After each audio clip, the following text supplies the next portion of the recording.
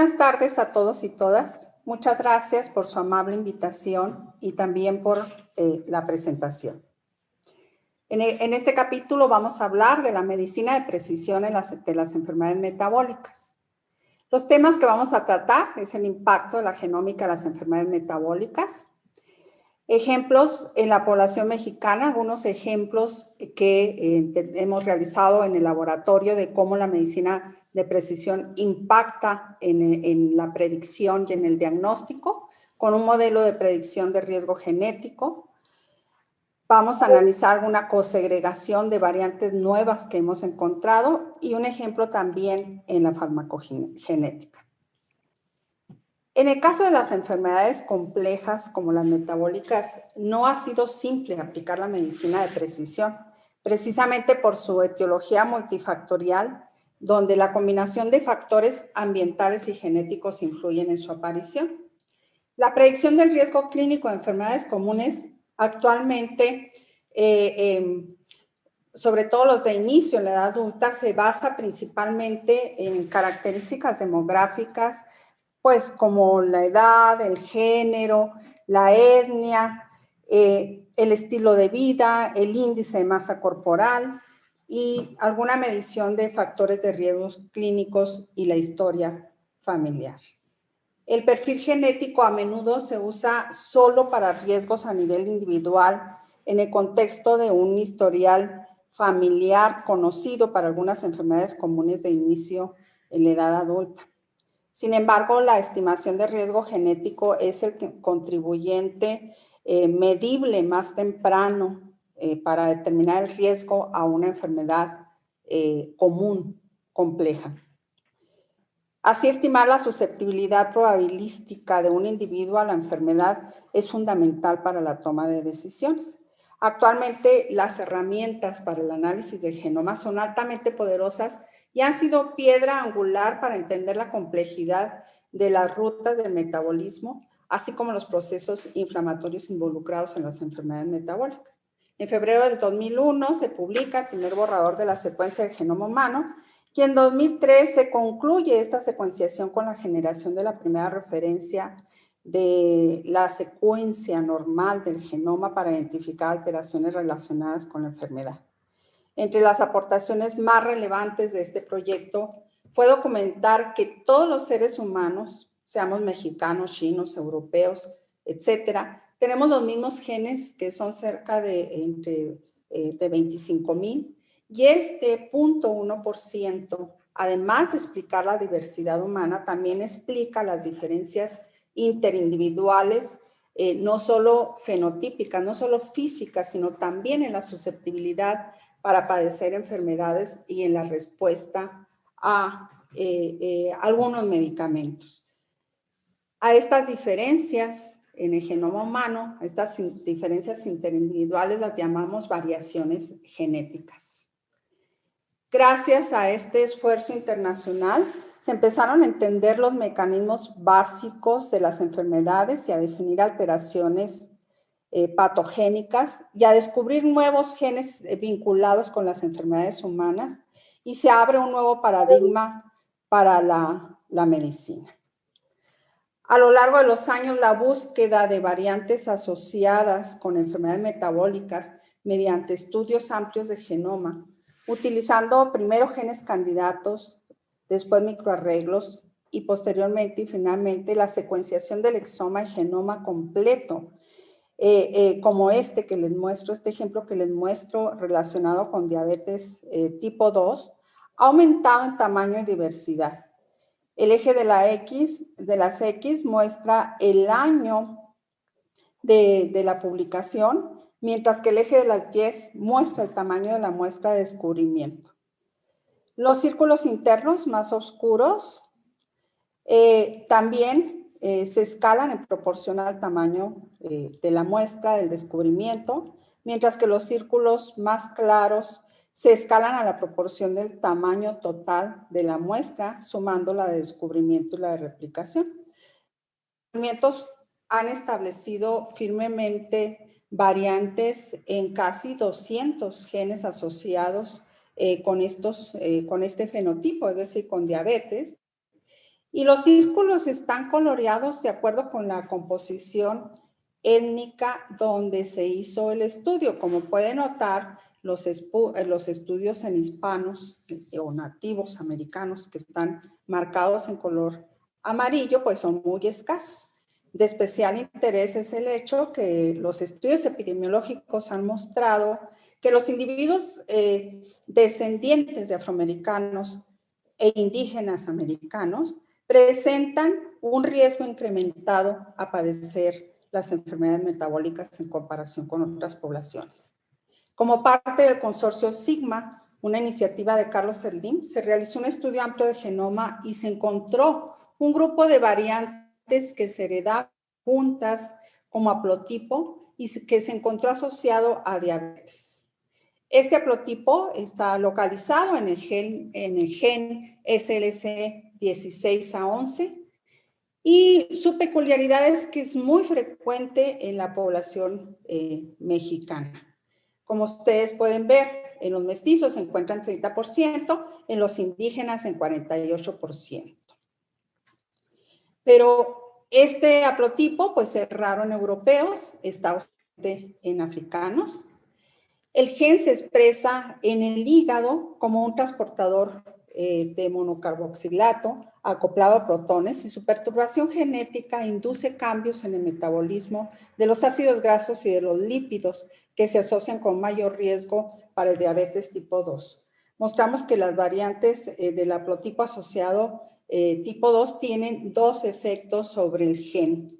Una es la disminución de la expresión y la otra es la alteración de una interacción clave para su localización en la superficie celular. Ambos mecanismos reducen significativamente la función del gen y esto es lo que confiere la susceptibilidad. Posterior a esto, en el IMG nos interesamos por buscar otras variantes o genes nuevos y secuenciamos el genoma completo de una población de 100 individuos indígenas.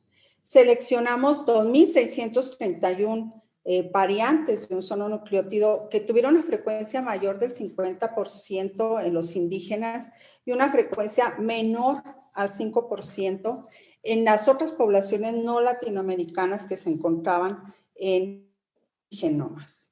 Cuando buscamos en qué genes se encontraban estas variantes, mediante un análisis de enriquecimiento en la población mexicana, pues encontramos que los primeros lugares eran ocupados por obesidad, desórdenes de la nutrición, enfermedades cardiovasculares, etc. Esto nos explica, o en parte nos podría explicar, que la mayor predisposición de la población mexicana a estas enfermedades, en combinación con el drástico estilo de vida que hemos tenido, sea el responsable del acelerado incremento que han tenido los padecimientos metabólicos en la población. Y así identificamos un grupo de variantes que confieren susceptibilidad a diabetes en la población mexicana. 12 de ellas fueron seleccionadas por algunas características especiales, entre ellas su OR, su frecuencia en la población, etcétera, para realizar un modelo de predicción para el riesgo de diabetes tipo 2, tanto en indígenas como mestizos. Aquí les muestro la comparación del área bajo la curva en el modelo basado en predictores genéticos, comparado con otros modelos evaluados. Uno de los modelos contenía los factores intrínsecos como índice de masa corporal, edad, género, historia familiar y triglicéridos en suero. Y otro combinaba tanto los factores genéticos como los intrínsecos. Lo que podemos observar que el modelo combinado alcanza una predicción casi del 80%. En el histograma se muestra la distribución de los riesgos calculados para cada individuo en el modelo precisamente combinado. Esto se realizó tanto en indígenas como en mestizos. De tal manera que tenemos ahora un conjunto de variantes que pueden tener un significado predictor para diabetes tipo 2 en la población.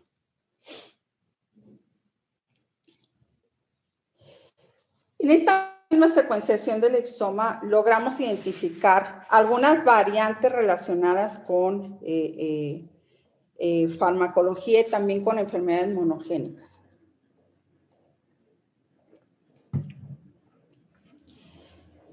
Mil individuos fueron sometidos a los genomas, a la secuenciación del exoma completo, permitiéndonos clasificar algunos individuos previamente diagnosticados con diabetes. En este ejemplo, es una mujer de 69 años, era heterocigota para una mutación no descrita previamente en un gen llamado DIRCA1B, el cual participa en la lipogénesis e induce la expresión de glucosa 6-fosfato. En este gen previamente se habían descrito 2 mutaciones únicamente en población iraní y una en población iraní, otra en francesa, como responsable de un síndrome metabólico que se caracterizaba por diabetes, obesidad central, hipertensión y dislipidemia. Lo que podemos observar aquí es que cuando logramos diagnosticar a esta mujer con este síndrome metabólico asociado a obesidad, capturamos a toda la familia y entonces podemos ver aquí la segregación de la variante en los individuos que están afectados con la misma sintomatología de la mujer. De hecho, este síndrome metabólico presenta una herencia autosómica dominante. ¿Cómo se aplica aquí la medicina de precisión? Si nosotros somos capaces de predecir o de investigar cuáles son los individuos que van a estar afectados desde edades tempranas, como este niño que tiene el alelo de riesgo, entonces seremos capaces también de determinar sus alteraciones. Miren, este es el hermanito que no tiene el alelo de riesgo, este es el hermanito que sí lo tiene y podemos ya observar una intolerancia a la glucosa en el niño de 11 años con un diagnóstico totalmente presintomático. Evidentemente, este niño fue enviado inmediatamente al Instituto Nacional de Pediatría. Y este es el último ejemplo. Este es un ejemplo de un análisis de farmacogenómica que hicimos en colaboración con el Instituto Nacional de Pediatría, donde encontramos esta alteración en un transportador de la familia SLC, transportadora de solutos, y encontramos esta mutación donde se cambia una leucina por una fenilalanina en la posición 125, que se encuentra enriquecida precisamente en la población mexicana y se encuentra ausente en otras poblaciones. Lo que encontramos es que la presencia de esta alteración, de esta variante, es capaz de permitir que la metformina en los pacientes que se están siendo tratados con metformina, que es el medicamento de primera elección en los diabéticos, la metformina se acumule en plasma en comparación con los que no tienen el alelo o con los que son heterocigotos. Se puede observar un efecto intermedio en los pacientes heterocigotos.